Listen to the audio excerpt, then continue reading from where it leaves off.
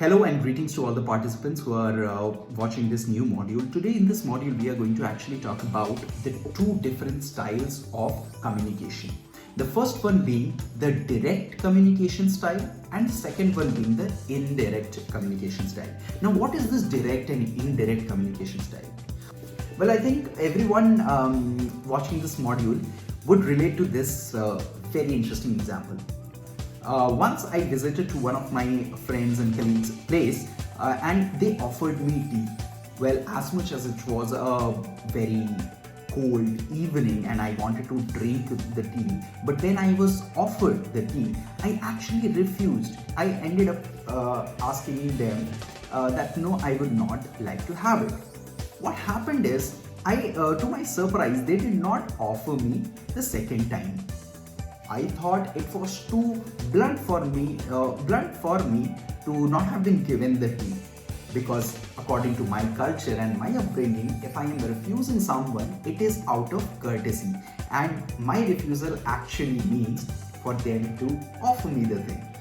But it is not always the same on the other side. The other side might not be following the same culture as you are coming from.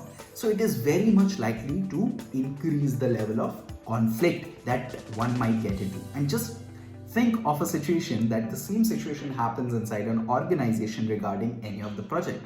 There could be huge misunderstandings, there could be huge conflicts that could end up being just because of this diversity of culture. Now, what is this direct style and indirect style of communication? Well, the direct style of communication talks about being blunt upfront, wherein you are very analytical to the approach or to the any question or any situation that you are in at that moment, and you are very clear about what you wish or what you want. This type of communication is also called a low context communication, because you don't need a background or a context understanding when you're speaking to a person following this direct mode of communication. Now, this direct communication also ends up being something which is very clear. Since it is called the analytical standpoint of communication, you actually end up hearing exactly what the situation is. But on the other hand, on the contrary, we have the indirect form of communication.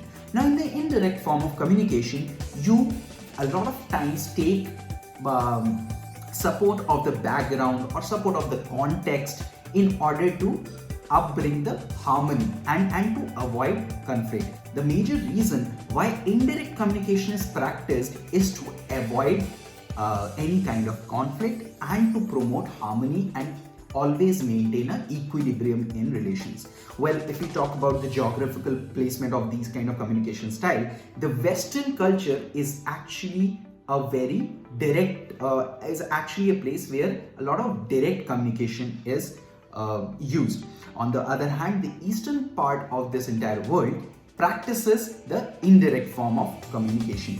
Well, you can also say that the direct form of communication is part and parcel of an egalitarian society. So that is where, because you are then bounded by some tangible outcomes, and in order to achieve those tangible and desired outcomes, you need to be very clear upfront with anything that you speak. On the other hand, the indirect form of communication boosts equilibrium in the society and avoids any kind of conflict.